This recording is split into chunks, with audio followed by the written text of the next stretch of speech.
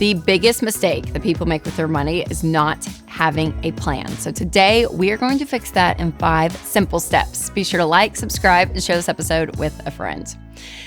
All right, first of all, remember that your income is your largest wealth building tool, okay? And most people for most of their lives will have some form of cash flow coming in on a consistent basis, right? That you are working, you are making an income, and that's how you're living your life. But if you are not intentional with your income, you are losing money because you're either wasting it, you're not investing it because you don't have a plan, you're not using it to pay off debt, like you're not using it to create a not only financial foundation under you, but also to continue to build wealth in the future. So taking on additional part-time work or even a side hustle sometimes is a great option if you need to increase the amount of money that you need coming in every month, especially if you're tackling big goals like getting out of debt or saving up for an emergency fund.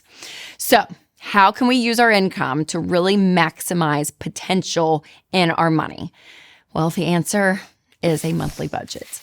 And I'm so sorry. There's a part of me that wishes this was not the case because, I mean, personally, my natural knee bent reaction to life is not like great details. I kind of just want to enjoy the moment. That's why I was always hesitant with the budget because it just felt like boring and a lot of numbers. But there's also a lot of common budgeting questions and excuses that I hear from you guys. So here are the top 3. Number 1, what if I have an inconsistent income? Because when you budget, you're budgeting your income. And what if it looks different every single month? Well, for a lot of people, this is true. So when you're figuring out your budget, you have to figure out your income. And if it is variable, then you want to be able to say like, hey, here is my guess. Like, here's what I'm looking ahead at the month. And whether you're in sales or you're a 1099, like whatever it looks like, you can just kind of say, okay, here's my guesstimate on what I think I'm going to make this month.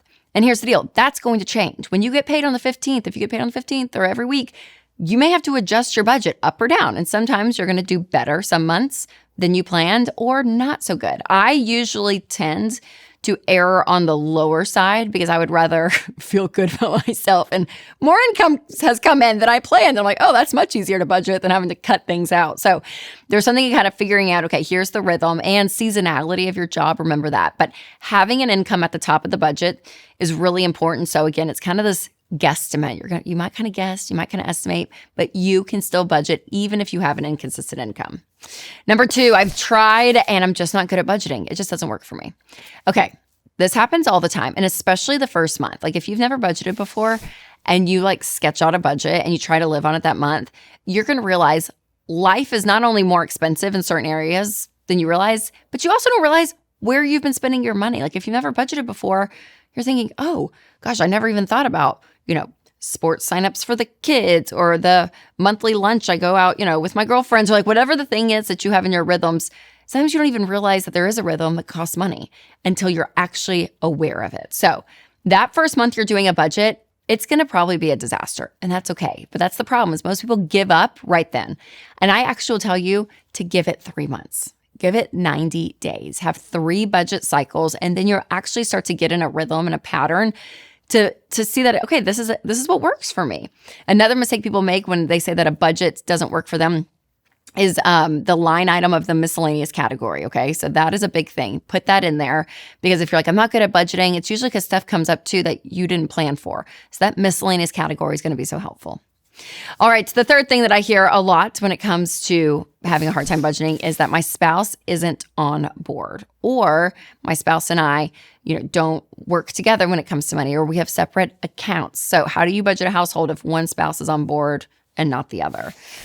Well, this is common as well. I mean, money fights and money problems, it's a real thing in marriage. And so understanding and getting above just my spouse won't budget with me, getting above that and seeing your marriage and the picture at which you are living in and understanding like, okay, am I satisfied with that? Because when you do budget together, what you're saying is, hey, we are a team and we're going to choose to do life together. We're going to choose to lock arms and we're going to tackle these big issues in life together. We're going to tackle them differently because we're 2 different people and all the opinions matter in the room.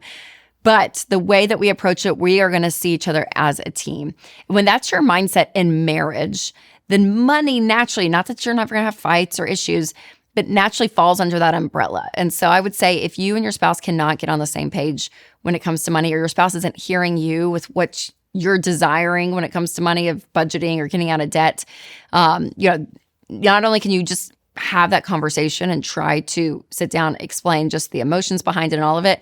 For a lot of people, they end up bringing a third party in. And it sounds kind of extreme, but honestly, like going to marriage therapy is a lot, because that therapist will dig way deeper into, you think it's budgeting and it's not. There's so much in there of who we are as people. And it's just maybe coming out in this one area. So I would sit down, explain to your spouse your why, your desire, paint a picture of what you want it to look like. And again, if it continues to be an issue, just like any other issue in marriage, I would seek out a third party. Now, it turns out that a budget doesn't limit your spending, and it does give you permission to spend and freedom to spend.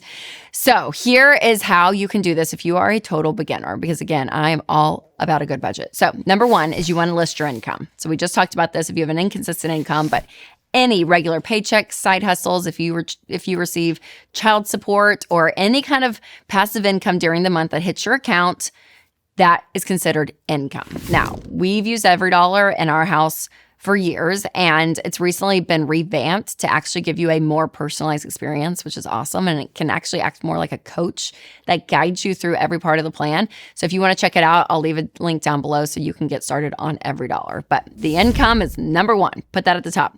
Number two, you're going to list out all of your expenses. So you're going to say giving, saving, and spending, the three main areas of life. And so those three buckets underneath are going to have different categories, and you want to be able to prioritize them. So really with your spending, food, utilities, shelter, transportation, those four things, you guys, are what we call your four walls. These are essential. And then next will be essentials like insurance, childcare. If you have debt, making sure you don't get behind on debt payments. And then, of course, there's the non-essentials, fun money, subscriptions, entertainment, all of that. Now, once you map out all of your expenses, and there's going to be a ton in there, you're going to put a dollar amount next to each of those categories. Now, you can go back to last month's bank statement and just see, okay, what were we spending on food at restaurants or groceries, or how much does insurance cost if we pay it once a quarter, or whatever it looks like. But there is something to have a reality check of what's going on, but don't get bogged down with the numbers. Like if it's stressing you out, just guesstimate. Again, just say, here's what I think we spend in every expense. Now, I do a expense for me. I have a line item for Rachel. We have a line item for Winston. And then Winston and I now have put line items for each of the kids because stuff comes up with them. And I'm like, here's your line item. Here's the amount of money that's allotted to you every month. Like if they have school lunches or different things, like it comes out of that little line item, which is great. It just keeps us organized. So a lot of line items. You can take some out if they're already in EveryDollar and you don't need those line items, and you can add too. So prioritization, though, is key. You may not realize it, but scammers and spammers are constantly buying and selling your data online. And the last thing you want is for your name, your address, and other important information to be left exposed, just waiting for internet creeps to find that data and use it without your knowledge. So you need someone to find and remove your family's personal info online. So Delete Me steps in and wipes those sites clean so you don't have to. And that peace of mind is priceless. You can get 20% off an annual plan at joindeleteme.com/Rachel, which checks out to be about $9 a month. And it is so worth it. Again, that's joindeleteme.com/Rachel. All right, number 3 in your budget. So you got your income, you got all your line items and your expenses. The next is to subtract those numbers. Subtract your income minus your expenses, and it should equal 0. And again, you have savings in there. You have a miscellaneous category in there. There's a lot built into that budget, but the key here is that every dollar has a name. Now, a zero-based budget does not mean $0 in your bank account, okay? So we're not trying to get your bank account to 0 until your next paycheck. No. You want some buffer in that. But again, every dollar has a job. So when you open up your budget through the month, you can see here's my income and here is where it is going. Now, if you have a negative number, don't panic, but that means you either need to up your income or take some expenses down.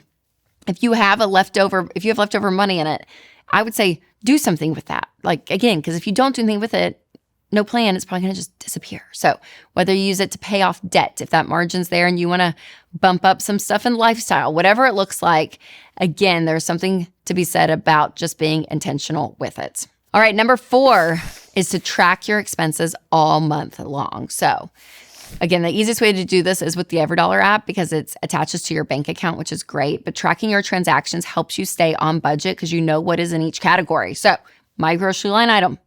When I go grocery shopping and my little transaction comes in the app, I drag and drop it to groceries, and I do that. And then I get to see how much is left in groceries that we've planned for the month.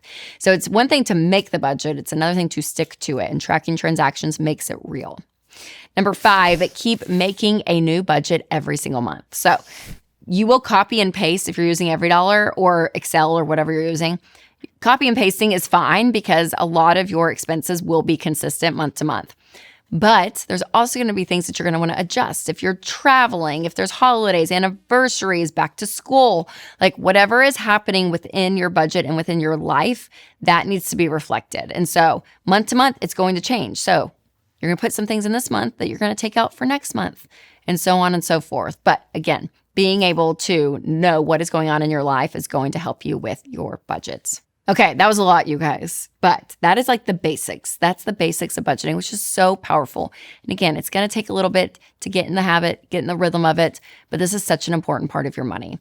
Now, there are some things that you can still learn about budgeting even beyond this video. So check out my episode, the top 4 budget categories we all neglect. Coming up, you can click right there, or if you're listening on podcasts, I'll leave a link below.